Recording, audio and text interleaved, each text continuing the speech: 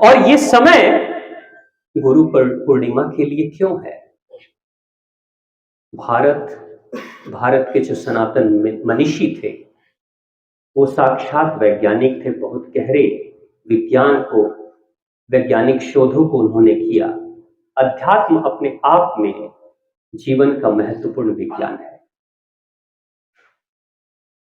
इस खास महीने को, ये जो माह की शुरुआत हो रही है, जिस माह में हम अभी चल रहे हैं, इसको चतुर्मास कहते हैं। ये 4 महीने का समय चल रहा है। साल में 12 महीने, 12 महीने का ये जो 3 महीने 4 महीने का जो समय है, इसको चतुर्मास कहते हैं। इसके पहले जो महीने चल रहे थे उसमें गर्मी काफी थी। इसके बाद जो महीने शुरू होंगे चतुर्मास के बाद, उसमें ठंड बहुत ज्यादा होगी। बहुत गर्मी जब होती है, जो आग लगती है, यानी अग्नि तत्व जब बहुत ज्यादा बढ़ जाता है तो बेचैनी रहती है, चाहे शरीर के अंदर हो चाहे वातावरण में हो, बेचैनी बहुत ज्यादा रहती है क्योंकि अग्नि तत्व बढ़ा हुआ है। बहुत ठंड जब होगी तो निष्क्रियता बाहर भी होगी और निष्क्रियता अपने अंदर भी होगी। अक्सर इंसान ठंड से अपने आप को सिकुड़ा सिकुड़ा सा महसूस करता है और निष्क्रिय महसूस करता है। दिन भी छोटे हो जाते हैं ठंड के दिनों में। तो गुरुजनों ने कहा कि ये जो चतुर्मास है, ये सबसे उचित समय है। न तो हम आग से जलेंगे, न ही तो ठंड से सिकुड़ेंगे, बीच में रहेंगे, समभाव, जिसको महात्मा बुद्ध ने कहा मध्यम मार्ग, बीच का मार्ग। न ज्यादा तनाव न ज्यादा खिंचाव, मध्यम मार्ग, न ज्यादा गर्मी न ज्यादा ठंडक, बीच में समभाव। इसी समभाव में वातावरण भी समभाव में है और हमारे अंदर का जो मन है, हमारे अंदर के जो तत्व है, वो भी समभाव में है। जहां शांति होगी वहीं इंसान कुछ ग्रहण कर सकता है। आप एक छोटा सा पौधा लगा दें जमीन में, खाद डालें, पानी डालें, सूरज की किरणें भी मिले, सब कुछ मिले, बस एक काम करें कि रोज जाकर उस पौधे को हिला दें, जड़ों को हिला दें रोज।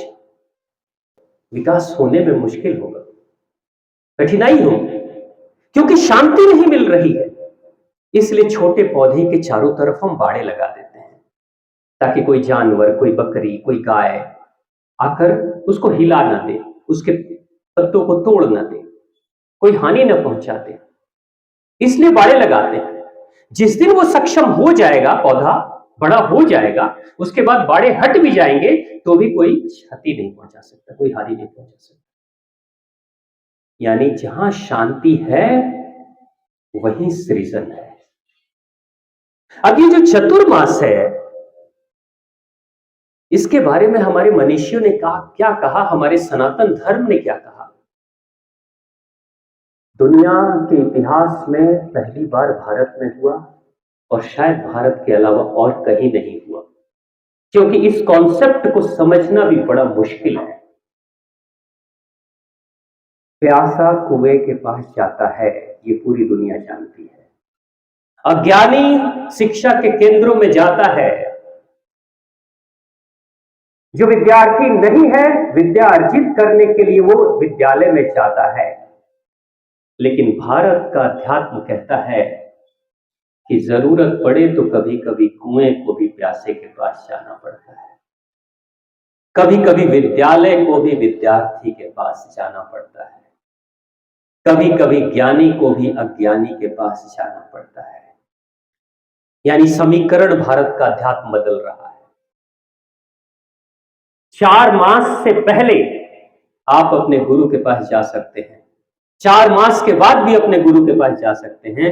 लेकिन भारत का अध्यात्म कहता है कि इस पूर्णिमा से, गुरु पूर्णिमा से आपको कहीं जाने की जरूरत नहीं, आपके पास गुरु खुद चल कर आएंगे और 4 महीने तक, 3 से 4 महीने तक गुरु आप ही के गांव में रहेंगे और निरंतर सत्संग, प्रवचन और अध्यात्म की बातें होगी, जिसमें आत्म के कल्याण की, जीवन को समझने की, अज्ञात रहस्यों को जानने का वो शुभ अवसर प्राप्त होगा। आपने गाड़ी सीख ली है, गाड़ी कैसे चलाना है, आप तैयार हो सड़क पे गाड़ी चलाने के लिए, लेकिन आपको ट्रैफिक रूल का पता ही नहीं है कि रेड लाइट क्या होता है, ग्रीन सिग्नल क्या होता है, हरी बत्ती क्या होती है, स्पीड ब्रेकर क्या होता है। अगर ये पता नहीं तो आप सड़क पे गाड़ी चलाओगे तो एक्सीडेंट होगा। ये जिंदगी सड़क है और हम सब गाड़ी चलाने वाले हैं। इस जिंदगी के सड़क पे चलेंगे कैसे, उसके लिए ही ये 3 महीने का समय होता है। स्वयं को समझो, खुद को समझो। उसके लिए परंपरा ये थी कि 3 मास जब चारों तरफ पानी ही पानी होगा, आना जाना मुश्किल होगा, तो हमारे प्राचीन गुरु आते थे, किसी गांव में डेरा जमा देते थे, जिसको जहां अवसर मिला वहीं गांव के लोगों की सेवा प्राप्त होती थी, और निरंतर वो 3-4 महीने वो ध्यान, अध्यात्म, सत्संग, प्रवचन के माध्यम से बताते थे, आईना दिखाते थे, देखो कहां से गलती हो रही है। अगर जीवन में दुख है तो क्यों है, कष्ट है तो क्यों है, कारण कोई और है या कारण स्वयं तुम हो। यानी वो आईना जब दिखाएंगे तो पता चलेगा कि बहुत सारी जिंदगी में बहुत सारे कष्टों का कारण तो मैं और मेरी सोच ही है, मेरे कारण से ही है।